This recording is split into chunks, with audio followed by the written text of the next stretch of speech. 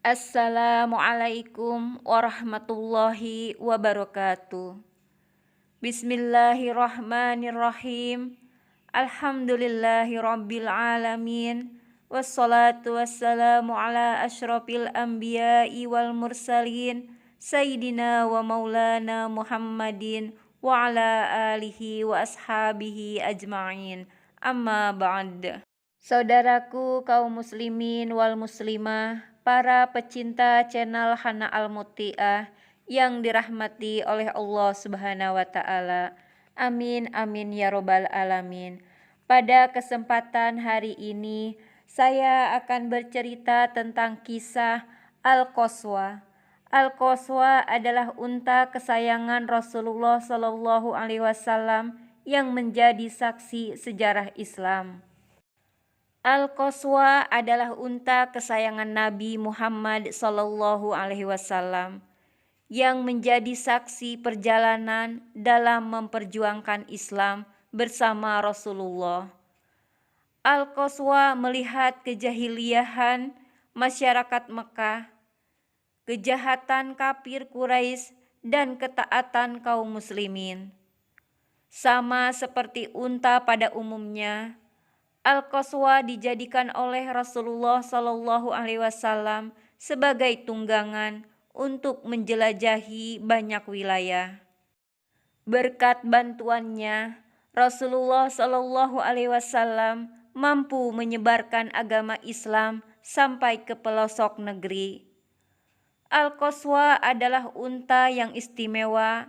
Dalam buku Kiswah ada begitu banyak kisah Rasulullah Shallallahu alaihi wasallam bersama unta kesayangannya, Al-Qaswa, dalam menyebarkan agama Islam.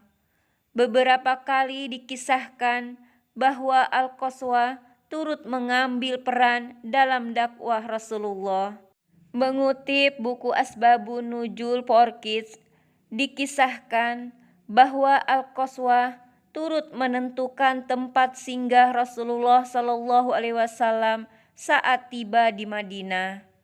Siang itu matahari bersinar terik di atas langit Madinah. Para penduduk yang juga disebut kaum Ansor sedang beristirahat di depan rumahnya. Kemudian tiba-tiba seorang laki-laki Yahudi yang tergopoh-gopoh sambil berkeliling-keliling menyampaikan kabar. "Apakah ia sudah datang?" tanya beberapa penduduk. "Ya, Muhammad sudah datang," teriaknya sambil pergi memberitahu yang lainnya. Dan para penduduk segera keluar dari rumah masing-masing. Mereka berderet di sepanjang jalan karena ingin melihat kedatangan Rasulullah dan rombongannya. Itu mereka. Rasulullah dan kaum muhajirin datang memasuki kota Madinah. Rasulullah Shallallahu alaihi wasallam duduk di atas punggung untanya Al-Qaswa, diikuti para sahabatnya. "Ya Rasulullah, singgahlah di rumah kami," ujar seorang penduduk Madinah seraya menghampiri Rasulullah Shallallahu alaihi wasallam. Rasulullah Shallallahu alaihi wasallam pun tersenyum menanggapi ajakan itu. Al-Qaswa, unta kesayangannya, belum mau berhenti. Ia terus berjalan menyusuri jalanan Madinah. "Izinkan kami menjamu engkau ya Rasulullah," kata seorang pemimpin kabilah yang menghampiri unta Rasulullah sambil memegang tali kekang Al-Qaswa. "Kami sudah menyiapkan jamuan untukmu," kata yang lain tak mau kalah. Al-Qaswa belum mau berhenti. Unta kesayangan Rasulullah Shallallahu alaihi wasallam itu terus berjalan diiringi tatapan penduduk yang harap-harap cemas. Rasulullah Shallallahu alaihi wasallam belum memutuskan akan singgah di rumah siapa. Beberapa lama kemudian, akhirnya Rasulullah Shallallahu alaihi wasallam turun dari untanya. dibiarkannya Al-Qaswah berjalan sesuka hati. Beberapa perumahan kabilah sudah terlewati. Mereka yang rumahnya dilewati Al-Qaswah sangat kecewa. Alangkah beruntung sekali ia yang akan menjamu Rasulullah Shallallahu Alaihi Wasallam, bisik seseorang kepada teman di sampingnya.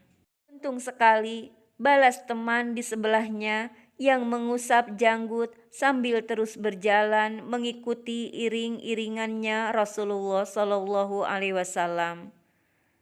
Akhirnya Al-Qaswah sampai di depan tanah milik Bani Al-Najjar yang sering dijadikan area untuk menambatkan hewan tunggangan mereka. Al-Qaswah berhenti cukup lama di sana. Rupanya ia tak mau bangkit lagi. Khalid bin Zaid bin Kulaib atau dikenal juga dengan nama Abu Ayyub menghampiri Al-Qaswah. Ia mengambil tali kekangnya dan menuntun unta itu menuju rumahnya. Abu Ayyub pun menjadi orang yang sangat beruntung. Rasulullah dan Abu Bakar pun memutuskan untuk tinggal di rumah Abu Ayyub selama beberapa waktu. Rombongan Rasulullah yang lain juga demikian. Kaum Ansor Muhajirin hidup rukun dan mesra. Mereka bergotong royong mendirikan sebuah masjid yang sederhana.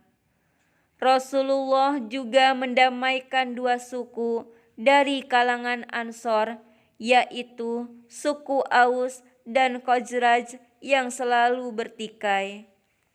Dan kaum Ansor tidak segan-segan memberikan hartanya untuk kaum Muhajirin. Namun, lama-kelamaan kaum Ansor merasa terbebani dengan kehadiran kaum Muhajirin itu. Lama-lama harta kita menipis, kita mengeluarkan harta kita untuk sedekah, membela agama Allah, juga untuk kaum Muhajirin, ujar salah seorang dari mereka.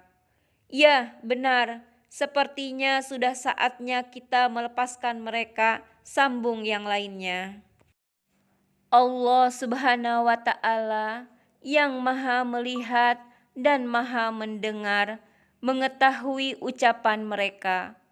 Allah pun menurunkan firman-Nya dalam surah Al-Baqarah ayat 195. Dan infakkanlah hartamu di jalan Allah, dan janganlah kamu jatuhkan diri sendiri ke dalam kebinasaan dengan tangan sendiri, dan berbuat baiklah. Sungguh Allah menyukai orang-orang yang berbuat baik. Setelah mendengar ayat tersebut dari Rasulullah, para sahabat Ansor sangat menyesali keluhan yang keluar dari mulut mereka. Pada akhirnya mereka sadar untuk selalu memelihara keikhlasan dalam beramal. Islam merupakan agama yang menyerukan umatnya untuk menebarkan rahmat kepada setiap makhluk, termasuk kepada hewan dan alam semesta. Syekh Aid Al-Qarni dalam kitabnya menjelaskan bahwa Rasulullah merupakan pribadi yang berjiwa lembut dan berhati kasih sayang.